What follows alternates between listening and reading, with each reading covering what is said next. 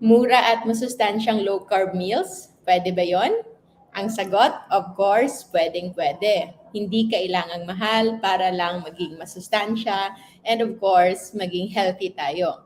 Sinasabi ng iba na yung low carb daw para lang sa may mga kaya o gusto nilang subukan kaya nga lang hindi daw kaya ng budget. But actually, kailangan nyo, diskarte lang. If you are already part of our groups na Life Without Rice and Low Carb Feasting and Fasting Community, kung meron kayong tips kung paano ito gawin, kung paano magkaroon ng life without rice na healthy and of course sustainable, kindly share this. Ilalagay ko yung mga comments niyo that I feel that could help many na nagsisimula pa lang. So ngayon, kakauwi ko lang from operating room. Pumasok ako ng 9. Nung 9 in the morning, nasa operating room na ako. Lumabas kami ng 6.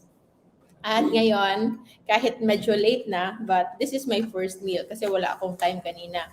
So yung kinakain ko ngayon is fried chicken and itlog. So isang fried chicken at isang itlog. Magkano yon? This one, yung fried chicken, lagay na natin 80 pesos. Kung kayo mismo yung nagluluto, that's just going to be about 40 pesos siguro, no? Like yung 1 kilo ng chicken, nasa magkano ba? 200? Hindi, no? 160 na nga lang. So if quarter that, 1/4 of that, mga nasa, 40 pesos nga. And then kung lulutuin mo, you will add your coconut oil. So lagay na natin 50 pesos. Tapos tatlong itlog. Pero tingnan nyo yung itlog ko. It's so pretty kasi niluto ko siya sa waffle maker na shape ng donut. So, tatlong itlog, that's already like 7. Gawin natin 10. Kahit 10 pesos pa per egg. This one is 3 eggs. So, that's 30 pesos. So, 80 pesos. Yun yung gastos ko ngayong araw. So, kung sinasabi niyong mahal yung low carb, actually hindi. And yung amazing kasi dito, akala kasi natin, like for example, eto, puro ulam. Iniisip ng iba, like 80 pesos, 3 meals times 3, so 240. Yung hindi nila kasi alam that the moment you do low carb, yung gutom mo, hindi na panay gutom, hindi na mayat maya ka ginugutom.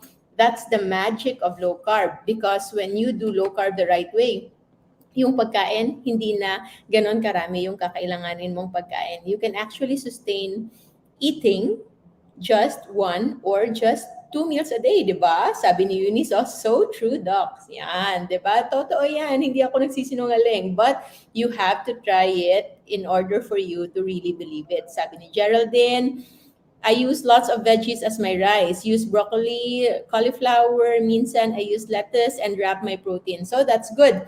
Let me guess nga lang, hindi kaya yung 1 meal a day kapag maraming veggies. Mahirap if maraming veggies because yes, you get fiber, you get vitamins and minerals, pero yun nga lang, the bulk of nutrients that you're gonna eat when it comes to macronutrients, hindi mo makukuha yun. Eventually, you will have this parang muscle losing and then parang ka pa rin posibleng mangayayat. So that's why if you include a lot of veggies as your rice staple, generally, sila yung mga nagti 3 meals a day. Di ba, Ma? Mga nag 3 meals a day. And it's also okay. Pero if you are fond of eating just vegetables, tapos konti lang yung inyong ulam, pareho pa rin dati, then it might not be sustainable. Baka bumaba yung inyong metabolism. Kasi nga, hindi kulang yung kinakain nyo. Alam nyo, sa ating way of life of low carb, we are not really into eating less. Hindi kailangan kumain ng konti. Kailangan lang kumain ng tama. What else is the cheap food when it comes to low carb na very affordable? Yun nga, vegetables. At yun nga sabi ko, because cauliflower and broccoli, medyo mahal yun eh. Pero yung mga tinatanim sa bahay, like kangkong, alubate, malunggay, ano pa ba, yung kaya lang tumubo. Actually, marami lang in Negros, Tugabang, and Saluyot. So all of those are, you can even get for free kung merong river or merong lake or merong body of water near you, yung kangkong tumutubo everywhere. Huh? Kahit walang body of water, wala. Yung alugbati nga namin sa bahay, sa pots lang eh. Like for example, meron kaming pot na ganyan, tapos malaki yung pot, nilalagay ko lang dyan yung mga alugbati. And then eventually from time to time, nag-harvest lang kami. So the vegetables, you actually don't need to make it a big deal, like part of your budget. Kasi murang-mura lang yung vegetables, especially kung kayo yung magtatanim or hindi man, merong closed na wet market sa ating lahat. So isang bundle siguro niyan, 10 pesos, 15, maximum na siguro 20 pesos. Yun yung gawing rice alternative. Lagyan mo ng dalawa, tatlong itlog, use coconut oil, like isang kutsarang coconut oil per 3 eggs. And then, kung gusto nyo, maglagay kayo ng proteins, isda. So, yung isda, mas maliit yung isda, mas mura. At yung good news dito, mas masustansya. Gusto ko na kumain, kaya lang nahihiya ako sa inyo. Sige, later na ako kakain. Tapusin muna natin yung ating mura at masustansyang low carb. What else? Kahit baboy pa yan or kane, minsan iniisip nating mahal. So like 300 pesos yung 1 kilo ng karne. And if your protein target for the day is nasa 100 grams of protein, so actually, or mga nasa 120 grams of protein, actually kalahating kilong karne yon na raw. So, kahit pa kalahating kilong karne yung kakainin mo in a day, that's just 150 pesos. Diba? It's not that much. And you know, you are getting all the nutrients from beef. Beef is the healthiest meat. Sa totoo lang, yung sa Pilipinas pa, grass-fed. Alam niyo bang grass-fed? Mostly, okay? And majority of their life. Kasi nalaman natin from the many good followers that we have as well, na yung ginagawa pala, bago sila katayin, pinapakain sila ng grains, kawawa, para daw biglang tumaba. But I think, yung majority naman ng life ng mga karne natin dito sa Pilipinas is really grass-fed. So, you can have like half a kilo of meat na karne.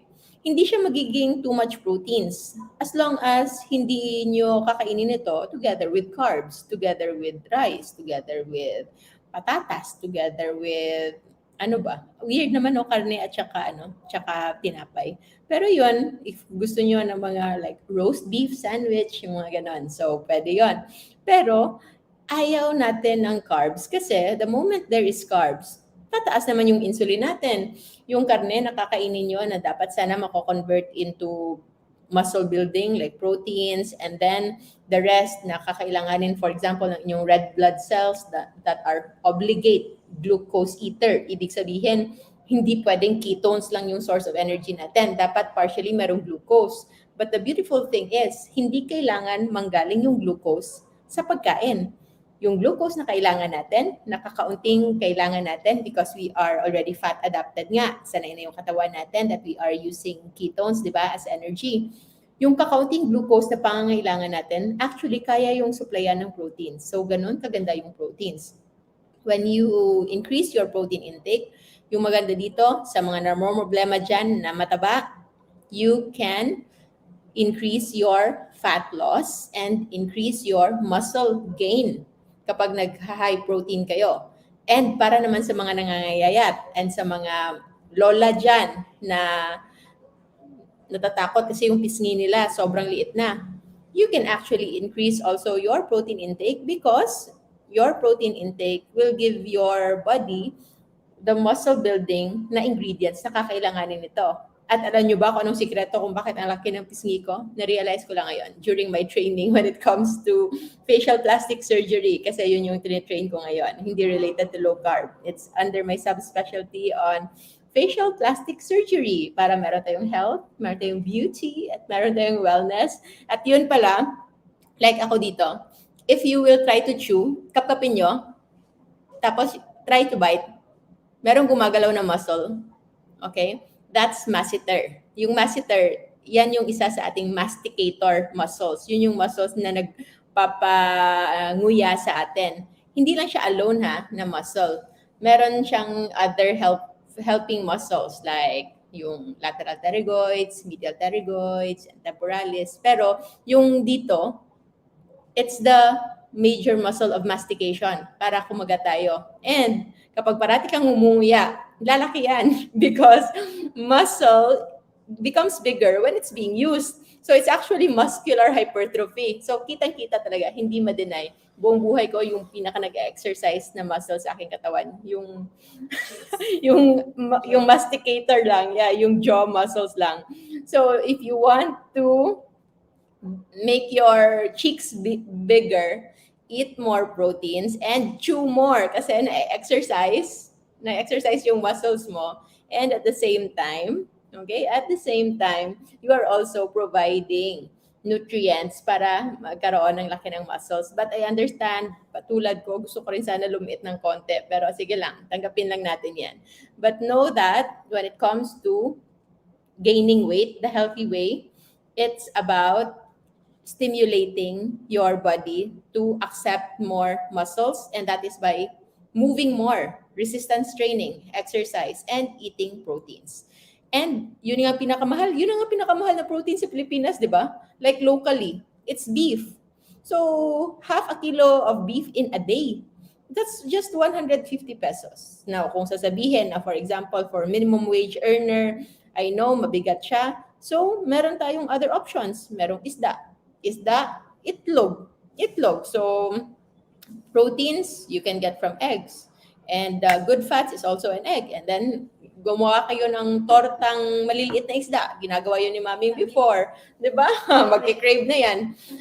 O di kaya, tortang hipon. Hipon is good. Yung shells ng hipon, that can be calcium. Meron din yung calcium. So, and even shells, green shells. Ano bang mga luto ng green shells? Pwedeng sinabawan, and then lagyan nyo ng vegetables, lagyan nyo ng ginger, lagyan nyo ng turmeric. So those little spices, those are also added nutrients na low carb pa. So hindi kailangang mahal, kailangan madiskarte lang. At yun yung pinaka number one na iniisip natin. Just because yung trabaho natin is mabigat, yung trabaho natin is yung sabi natin nakakapagod, kailangan natin maraming kanin. But for those of you who have experienced it, alam nyo na hindi kailangan sa kanin manggaling yung energy. If parati kayong kumakain ng kanin, like you are eating rice at least 1 or 2 a day, you are actually suffering in between. Diba? The people I know who are not able to let go of rice totally, small frequent meals sila in between. They are so fond of snacking.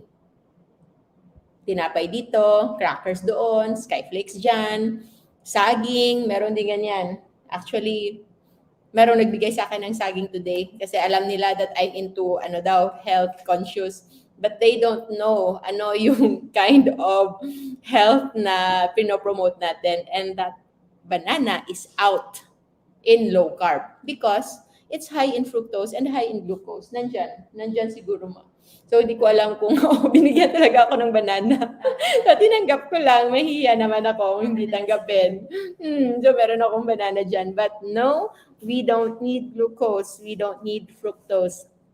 Because kapag kumain tayo ng proteins and just fats, yung ating kakayahan to sustain, na hindi tayo nagugutom, na hindi tayo parang hihimatayin, it's never been experienced before ng normal, ng usual na Pinoy. Kasi nga, sanay na sanay tayo nung yung pagkain talaga natin is meron talagang kanin. So, if ever man na-trap tayo sa panahon before na hindi tayo nakakain, say for example, because of work or ganyan, pero feeling mo deprived ka. Unlike when you are doing low carb the right way, just proteins and fats. No. Like ako ngayon, I'm already hungry, gutom, pero kaya. And hindi rin din biro yung ginawa ko. Nasa operating room ako, nag-o-opera kami the whole day. Yeah, nandito yung banana. He was so kind. Doctor is so kind to give me. So, tinanggap ko lang. So, thank you. Salamat, Doc. Pero, low carb. Alam ko, hindi naman nanonood si Doc eh. So, okay lang. So, banana is out. This is glucose and fructose. Yung ganito kalaki, nasa 20 to 30 grams na to ng net carb. So, that is equivalent to like 7 teaspoons of white sugar. So, thank you. Thanks, but no thanks. Bibigay natin sa Gardy. Baka gusto ni Gardy. So, ano pa ba? What else? Sino yun? Paano po kapag payat na tapos low carb lalo pong papayat? Hindi yun. It's not gonna happen if you will do low carb the right way because low carb, hindi siya pampapayat. If you are already becoming underweight, then you are not doing low carb the right way. Kasi low carb will normalize, will optimize your weight kung ano talaga yung healthy na body weight for you.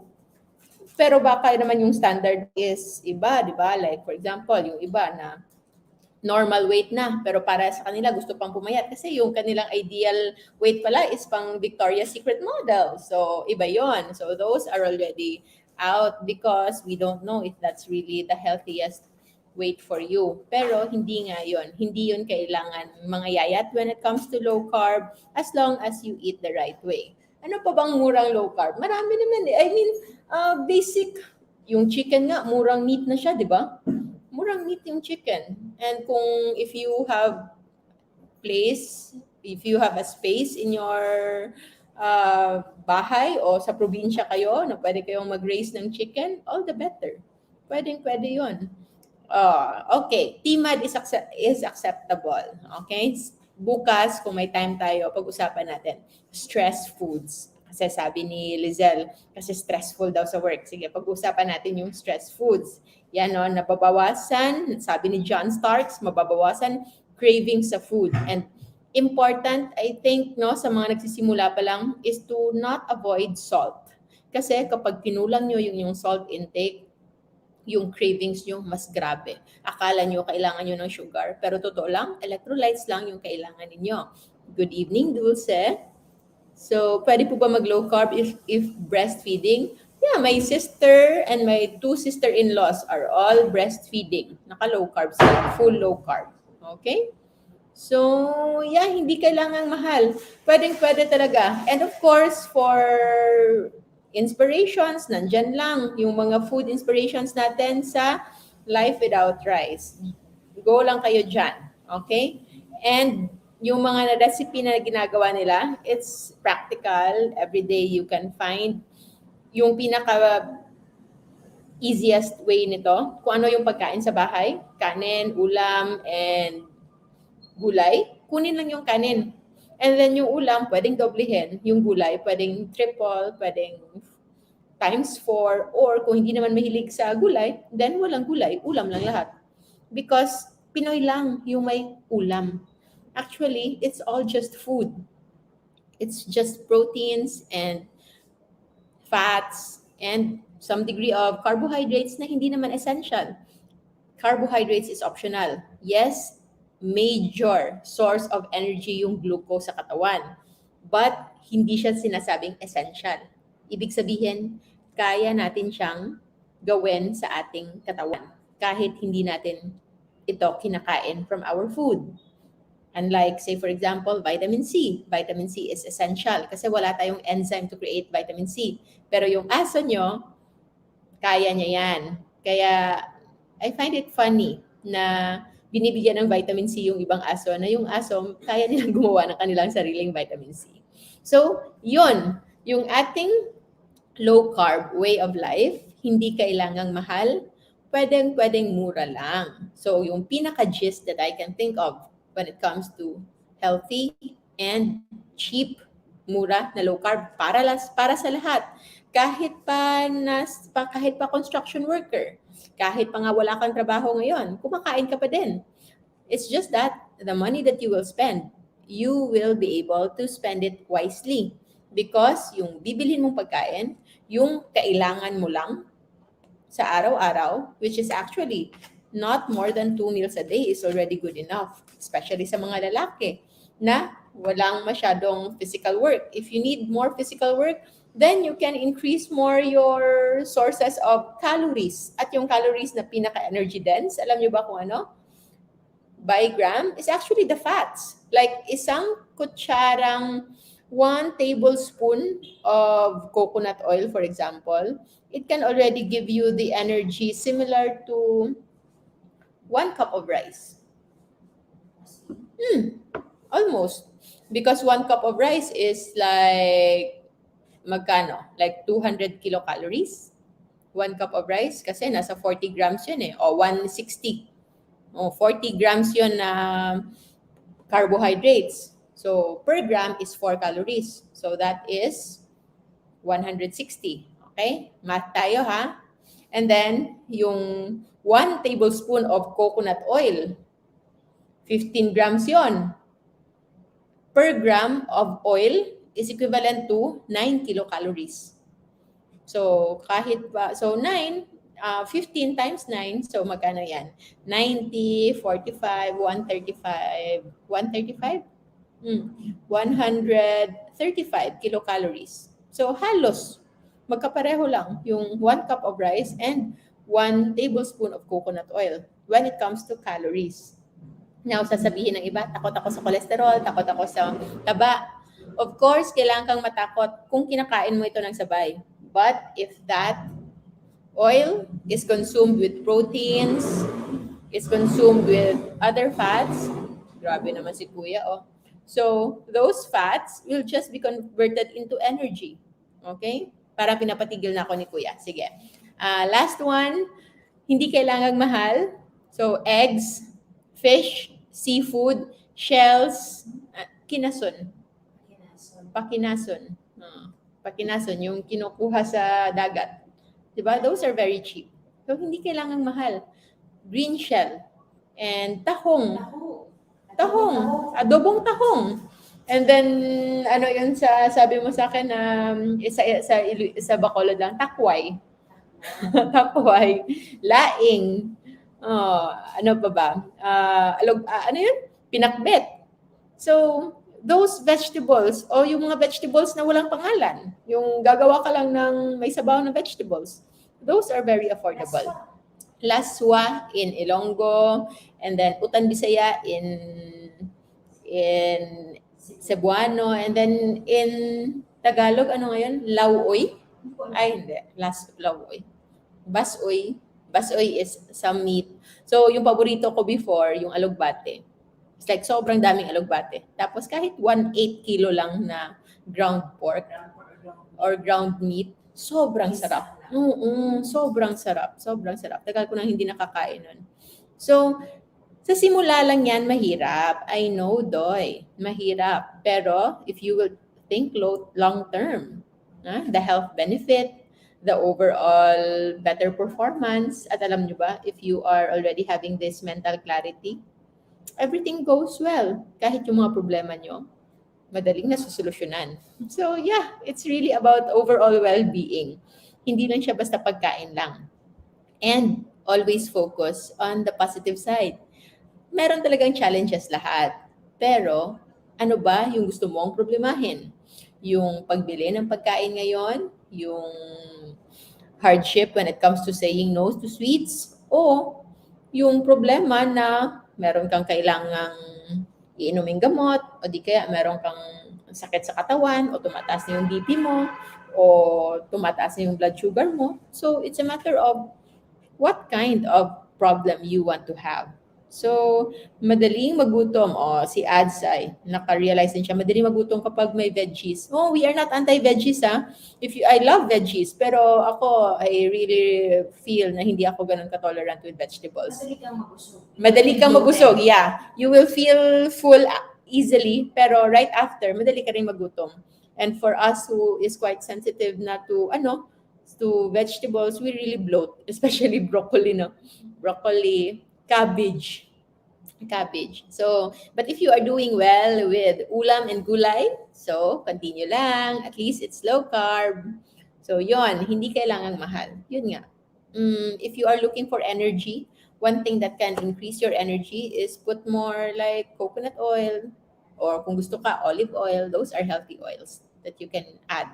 After mong lutuin, drizzle ka lang. 1 tablespoon, 2 tablespoon in replacement sa energy na kinukuha niyo sa rice in case you don't want to increase more your protein spending, protein needs. So, at least minimum tayo ng 1 gram per kilogram ng protein sa iyong katawan. Okay, minimum na yon. So, if you are 70 kilos, so 70 grams of protein in a day, equivalent yon ng magkano ba? Like, per piece of chicken, mga ganitong chicken, mga nasa 12 to eh. No? 7 pieces, no? Or mga 6 pieces of small chicken, yung mga maliliit. Pero I think that's about a quarter chicken. Okay? 1/4 ng whole chicken. At least yun, minimum yun in a day. And then the rest, you can supplement with others. Kung hindi ka naman naglo-look into muscle bulking, so, hindi mo kailangan sobrang taas ng protein. Pero, kung kailangan mo ng energy in a day, your energy requirement can come from some of the carbohydrates na nasa gulay or from the oil, from the fats. But choose always the good fats.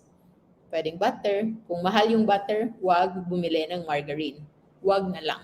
Or cooking oil. Masarap kaya yung cooking oil. And masarap yung cooking oil, basta coconut oil. Okay? Yes, ampalaya, ginisang ampalaya, karne, itlog, then 2 scrambled egg, busog na ako. Yeah. So, hindi talaga kailangan. At ito yung pinaka-importanting mindset. Again, I know paulit-ulit. Pero, yung kailangan nating isipin o kailangan nating ma-realize is the moment na we remove carbohydrates, yung gutom, hindi na siya ganun kagrabe. I know it's so hard to imagine kasi nga hindi nyo pa na-try sa mga hindi pa nakatry. But sa lahat sa inyo na nakatry, please comment na totoo yung sinasabi ko para naman ma-convince yung mga iba na hindi talaga totoong kung hindi ka kumain ng rice is gugutumin ka whole day. Actually, yun yung pinaka-magic na hindi makuha-kuha ng karamihan. Even my fellow doctors cannot really imagine themselves not eating rice. Kasi nga daw, pag kumain sila ng rice, at pag kumain sila, if they limit their rice, like yung example nila parati sa akin, like kung kumain ako ng rice na morning lang, and then gutom ako whole day. So sabi ko, Doc, try mo kunin yung rice. Kasi nga hindi magkaka-ulcer ako, magkaka-hyperacidity ako. But it's actually an all or nothing thing.